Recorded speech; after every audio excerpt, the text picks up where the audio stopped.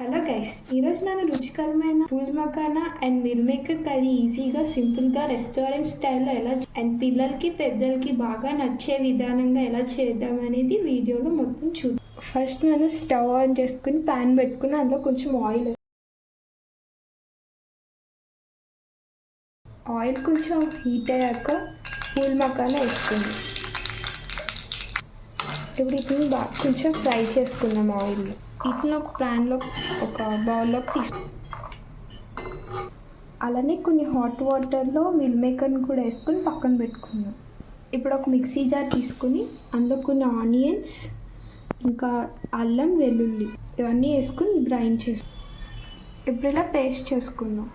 ఇప్పుడు making process ఎలా చేయాలో ఇప్పుడు స్టవ్ ఆన్ చేసుకుని మళ్ళీ ఇందులో కొంచెం ఆయిల్ వేసుకుందాం.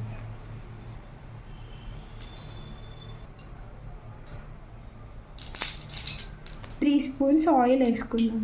ఇందులో 2 బిర్యానీ ఆకు, 2 లవంగాలు, దాల్చిన చెక్క, ఇలాచి, అలానే కొన్ని వెల్లుల్లిపాయలు, అలానే కొన్ని పచ్చిమిర్చి. మనం గ్రైండ్ చేసుకున్న పేస్ట్ ఉంది కదా, అది ఇందులో వేసుకుందాం.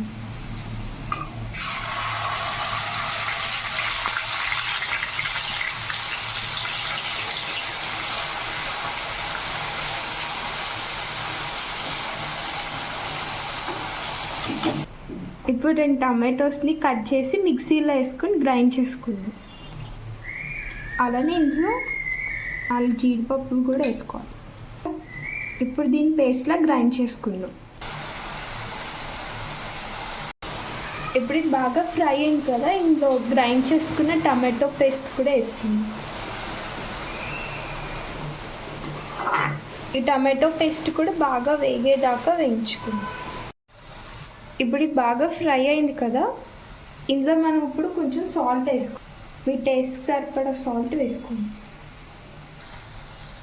కొంచెం పసుపు, ఇప్పుడు 2 టేబుల్ స్పూన్స్ కారం వేసుకుందాం. అలానే కొంచెం గరం మసాలా కూడా వేసుకుందాం. ఒక 1/2 టీ స్పూన్ గరం మసాలా కూడా వేసుకుందాం. అన్నీ వేసుకున్నాం కదా, ఇప్పుడు ఒకసారి అన్నీ కలిసేలా బాగా మిక్స్ చేసుకుంటాం.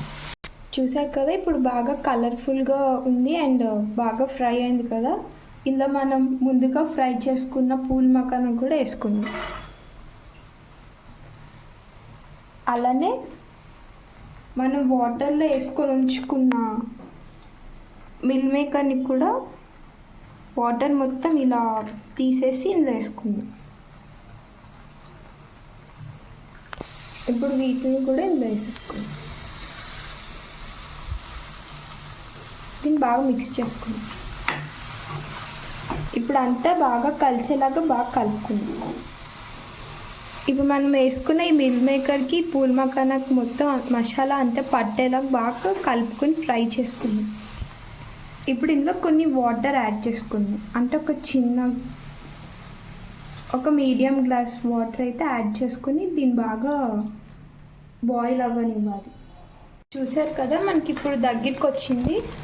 సాల్ట్ ఏమన్నా సరిపోకపోతే వేసుకోవాలని ఇప్పుడు టేస్ట్ చూసి వేసుకోండి. అలానే ఇప్పుడు ఇందులో కొంచెం కొత్తిమీర, కరివేపాకు కూడా వేసుకుని ఒకసారి మిక్స్ చేసుకుందాం. చూసారు కదా, మనకి ఎంతో సింపుల్గా టేస్టీగా కర్రీ అనేది ఫాస్ట్గా అయిపోయింది. ఈ కర్రీని మనం చపాతీలో అయినా రైస్లో అయినా ఎందులో అయినా తిన్నా చాలా బాగుంటుంది అనమాట. మన కర్రీ అనేది ఇప్పుడు రెడీ అయిపోయింది. రుచికరమైన tasty and Emmy pool makhana and meal maker curry అయితే రెడీ అయిపోయింది. ఇలాంటి మరిన్ని వీడియోస్ కోసం like, share and subscribe to my channel.